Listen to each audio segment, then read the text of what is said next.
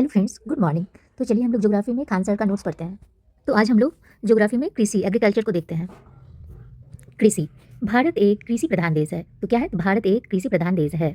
भारत की कुल जनसंख्या का 65% आबादी कृषि पर निर्भर करते हैं, किंतु भारत के राष्ट्रीय आय में कृषि का योगदान मात्र 15% है। हमारे यहाँ कृषि में पैदावार कम होता है, जिसका मुख्य कारण खेत का छोटा होना है। तो क्या है? हमारे यहाँ कृषि में पैदावार कम होता है। हमारे यहाँ कृषि में पैदावार कम होता है, जिसका मुख्य कारण कारण खेत छोटा होता है। खेत खेत का छोटा होना है। हमारे यहाँ कृषि व्यापारिक ना होकर जीवन निर्वाह कृषि की जाती है। हमारे यहाँ कृषि व्यापारिक ना होकर जीवन निर्वाह कृषि की जाती है। कृषि कई प्रकार की होती है। तो चलिए देखते हैं। तो पहला हो गया जीवन निर्वाह कृषि। भारत की खेती दुष्यन। दूसरा हो गया मिश्रित कृषि। मिश्रित कृषि मतलब हो गया कम जगह में ज़्यादा मुनाफा कमाने के लिए मिश्रित कृषि की जाती है। इसमें कृषि और पशुपालन दोनों साथ साथ किया जाता है। द्विफसलीय कृषि। इस प्रकार की कृषि में दो फसल एक साथ उगाए जाते हैं। एक की जड़ कम गहरी, दूसरी की जड़ ज़्यादा गहरी। एक कम पानी सोखता है तो दूसरी ज़्यादा पानी सोखती है। अब देखा चौथा में क्या है? ये हो गया ड्रॉप फार्मिंग क्या है? इसका प्रयोग फूलों की खेती के लिए किया जाता है। इसमें फुहारों वाला सिंचाई का प्रयोग किया जाता है। ड्रॉप फार्मिंग, यह खेती भारत में ना के बराबर होती है।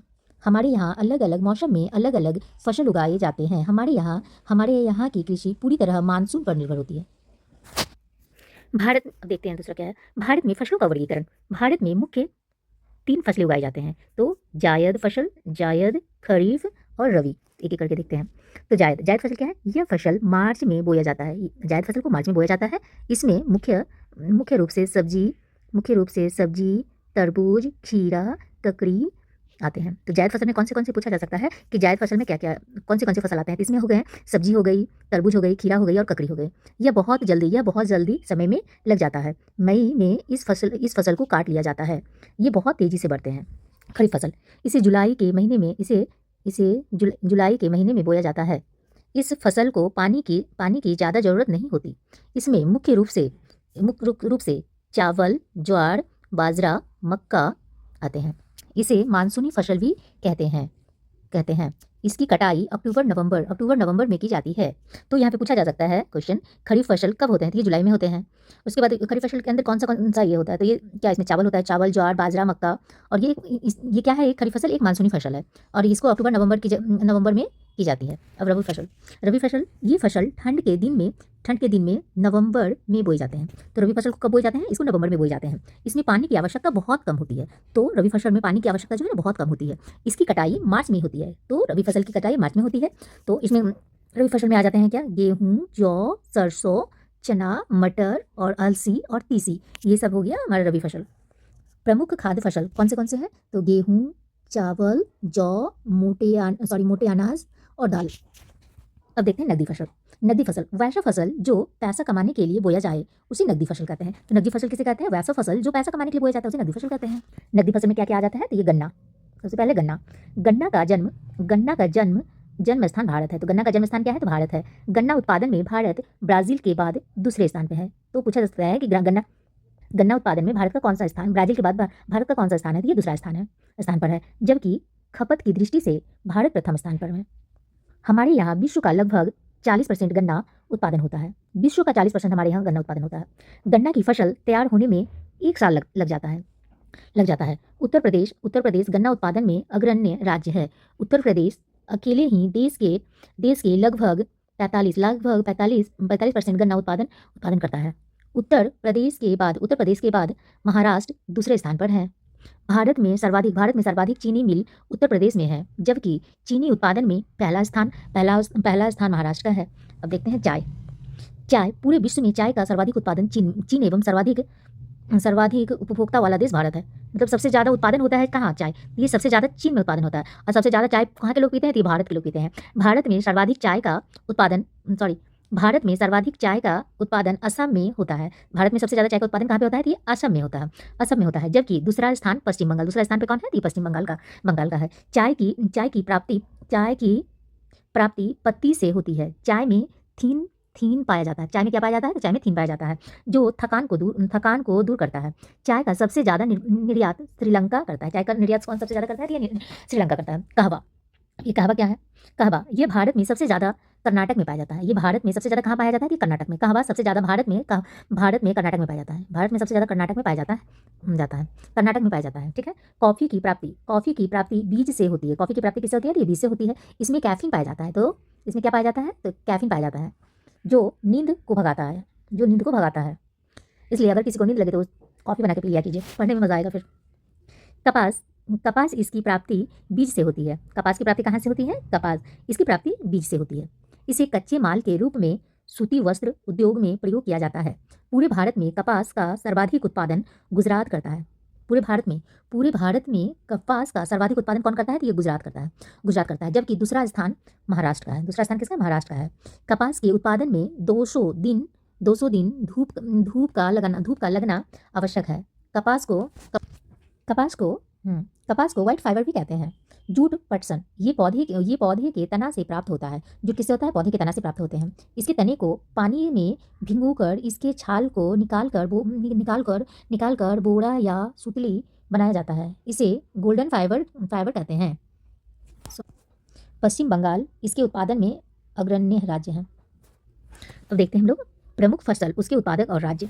चावल यह भारत का सबसे प्रमुख खाद्य फसल है।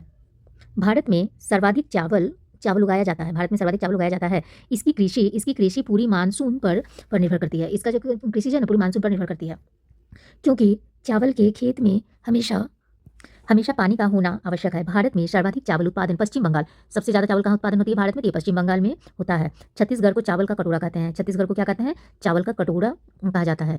कृष्ण नदी घाटी को दक्षिण भारत का चावल का कटोरा कहा जाता है। तो कृष्णा नदी घाटी को दक्षिण भारत का चावल का कटोरा कहा जाता है। चावल के कृषि के लिए 125 सेंटीमीटर से लेकर 200 सेंटीमीटर वर्षा जरूरी माना जाता है। नोट्स, वैज्ञानिक का क्या मानना है? वैज्ञानिकों ने जीन परिवर्तन करके विटामिन ए की कमी को दूर करने वाले चावल का विकास किया है। इस चावल का नाम गोल्डन राइस रखा गया है। गोल्डन राइस में पर्याप्त मात्रा में बीटा कैरोटीन पाया जाता है। गेहूं यह भारत का दूसरा खाद्य फसल है। भारत का दूसरा खाद्य फसल कौन है? तो ये हो गया गेहूं। गेहूं उत्पादन में पहला राज्य उत्तर प्रदेश का है, जबकि प्रति हेक्टेयर में सबसे अधिक उत्पादन पंजाब, प्रति हेक्टेयर में सबसे अधिक उत्पादन कहाँ होता है? तो पंजाब करता है। गेहूं के लिए अधिकतम 50 सेंटीमीटर से लेकर 75 सेंटीमीटर वर्षा उपयुक्त माना जाता है। विश्व में गेहूं उत्पादन में चीन के बाद भारत दूसरे स्थान पर आता है। जौ भी देश का एक महत्वपूर्ण खाद्य फसल है। जौ भी क्या है? एक महत्वपूर्ण खाद्य फसल है। जौ का सबसे प्रमुख उत्पादन राज्य उत्तर प्रदेश है। इसकी गणना मोटे अनाज की श्रेणी में की जाती है। जौ के लिए कम उपजाऊ मिट्टी की आवश्यकता होती है। बाजरा यह भी मोटे अनाजों की जौ भी देश की एक महत्वपूर्ण खाद्य फसल है।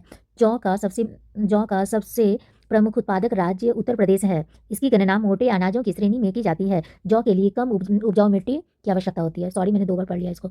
बाजरा यह भी मोटे अनाजों की श्रेणी में आते हैं। बाजरा किस में आते हैं? ये भी बाजरा भी मोटे अनाजों की श्रेणी में आते हैं। इसका सर्वाधिक उत्पादन कहाँ होता है? ये राजस्थान में होता है। बाजरा के उत्पादन में भारत विश्व में पहला स्थान है। भारत किस में है? ये पूछा जा सकता है, भारत कौन से स्थान पे है? तो बाजरा उत्पादन में भारत पहले स्थान पे है। मक्का की उत्पत्ति पाइकॉर्न से हुई है। किससे हुई है? पाइकॉर्न से हुई है। यह एक उभयलिंगी पौधा है। यह क्या है? एक उभयलिंगी पौधा है। हमारे देश के अपेक्षाकृत शुष्क भागों में मक्के का उपयोग प्रमुख खाद्यान्न के रूप में किया जाता है। मक्का का सर्वाधिक उत्पादन कर्नाटक में होता है। इसके बाद मध्य प्रदेश। इसके बाद कहाँ होता है? मध्य प्रदेश में। मध्य प्रदेश और बिहार का स्थान आता है। मक्के के उत्पादन में भारत का विश्व में 7वां स्थान है। भारत का विश्व में मक्के में क्या है? 7वां स्थान है। तिलहन के उत्पादन में मध्य प्रदेश अग्रणी राज्य है। क्रमशः राजस्थान, गुजरात, कर्नाटक, मध्य प्रदेश एवं तमिलनाडु भारत में प्रथम स्थान रखते हैं। तो तिलहन उत्पादन में कौन रखते हैं? तो राजस्थान, गुजरात, कर्नाटक, मध्य प्रदेश एवं तमिलनाडु भारत में प्रथम स्थान रखते हैं। दाल उत्पादन में दालों के उत्पादन तथा उपभोग दोनों दृष्टि से भारत विश्व में प्रथम स्थान रखता है। दाल उत्पादन में एकदम पहले स्थान पे है। रबर का जन्म स्थान ब्राज़ील है। रबर कहाँ का ये है, जन्म स्थान क्या है, तो ब्राज़ील है। रबर के प्रमुख उत्पादन राज्य केरल, तमिलनाडु तथा कर्नाटक है। अंडमान निकोबार में भी रबर का उत्पादन होता है। तंबाकू, भारत में तंबाकू उत्पादन के प्रमुख 3 शीर्ष राज्य हैं। तो कहाँ है तंबाकू उत्पादन होता है, आंध्र प्रदेश, गुजरात और कर्नाटक। भारत विश्व का चौथा सबसे बड़ा तंबाकू उत्पादन निर्यातक तथा चीन के बाद दूसरा सबसे बड़ा उपभोक्ता देश है। भारत में विश्व की कुल 8% तंबाकू उत्पादन होता है। प्रमुख खाद्यान्न फसलों का जन्म स्थान कहाँ है, तो ये हो गया, पहला हो गया धान। धान का जन्म स्थान कहाँ हो गया, तो ये इंडो चाइना, सॉरी, धान का जन्म स्थान कहाँ हो गया, तो इंडो चाइना हो गया। और मक्का का हो गया मध्य अमेरिका। ज्वार कहाँ हो गया, ज्वार बस एक ज्वार ही है जिसका भारत में हुआ है। उसके बाद बाजरा हो गया अफ्रीका में, बाजरा का जन्म कहाँ हुआ है, तो ये हो गया अफ्रीका में। और गेहूँ हुआ मध्य प्रदेश में, जौ हो गया चीन में। उसके बाद प्रमुख फसलें एवं शीर्ष उत्पादक राज्य, फसलें हो गया और शीर्ष उत्पादक राज्य हो गया केरल। फसल कौन सा हो गया, केसर कहाँ उत्पादन होता है, तो ये हो गया कश्मीर में होता है। केसर कहाँ उत्पादन होता है, तो ये कश्मीर में होता है। उसके बाद काली मिर्च कहाँ होता है, काली मिर्च हो गया केरल, कर्नाटक और तमिलनाडु में। और छोटी इलायची कहाँ होती है, उत्पादन होती है, छोटी इलायची कहाँ होती है, ये होती है केरल होती है, कर्नाटक होती है और तमिलनाडु में होती है। और अदरक कहाँ उत्पादक होती है, कहाँ होती है, ये हो गया मेघालय, अरुणाचल प्रदेश और सिक्किम। जीरा कहाँ होती है, ये हो गया राजस्थान, केरल। लौंग तमिलनाडु, केरल। मिर्ची हो गया आंध्र प्रदेश, कर्नाटक और पश्चिम बंगाल में। हल्दी आंध्र प्रदेश, तमिलनाडु और कर्नाटक। प्रमुख फसल एवं शीर्ष उत्पादक राज्य, फसल शीर्ष उत्पादक हो गया आम का ये कहाँ होता है, सबसे ज्यादा उत्पादन होता है उत्तर प्रदेश में होता है। केला हो गया गुजरात में, अंगूर हो गया महाराष्ट्र में, अमरूद हो गया मध्य प्रदेश, लीची हो गया बिहार में, और कटहल हो गया असम में, काजू हो गया महाराष्ट्र में, आंवला हो गया उत्तर प्रदेश में, पपीता हो गया गुजरात में, अनानास पश्चिम बंगाल में। उसके बाद नारियल हो गया तमिलनाडु में, सेपोटा गुजरात में। मेरे ये नहीं मालूम है सेपोटा कौन सा फल होता है, सेपोटा। उसके बाद अखरोट हो गया जम्मू और कश्मीर में, अखरोट कहाँ हो गया, जम्मू और कश्मीर में। संतरा हो गया महाराष्ट्र में। क्या होता है, नींबू वर्ग हो गया आंध्र प्रदेश में, और सेब हो गया जम्मू एंड कश्मीर में। हरित क्रांति, यह तीसरी पंचवर्षीय योजना के अंतिम समय में 1966 में प्रारंभ हुई। विश्व में इसकी जनक अमेरिकी वैज्ञानिक नॉर्मन बोरोंग को मानते हैं। भारत में हरित क्रांति के जनक एस स्वामीनाथन है। तो भारत में कौन है, तो एस स्वामीनाथन है। हरित क्रांति शब्द विलियम कार्ड ने दिया था। विलियम किसने दिया था, विलियम कार्ड ने दिया था। हरित क्रांति में उन्नत बीज हाई यील्ड वैरायटी के प्रयोग को बढ़ावा दिया गया। हरित क्रांति में मोटे अनाज के उत्पादन पर जोर दिया गया। इसमें गेहूं का उत्पादन बढ़ गया, धान का उत्पादन को कोई प्रभाव नहीं पड़ा, जबकि दलहन एवं तिलहन का उत्पादन घट गया। हरित क्रांति का केंद्र यूपी का शामली में था। उसके बाद हरित क्रांति में सर्वाधिक लाभ पंजाब को हुआ। द्वितीय हरित क्रांति, इसमें आनुवांशिक रूप से वृद्धि किए गए फसल को बोते हैं। ऐसे फसल को जेनेटिकली मॉडिफाई जीएम फसल कहते हैं। थैंक यू फ्रेंड्स, अगर हमारा प्रयास अगर अच्छा लगे तो प्लीज़ लाइक एंड सब्सक्राइब कीजिए।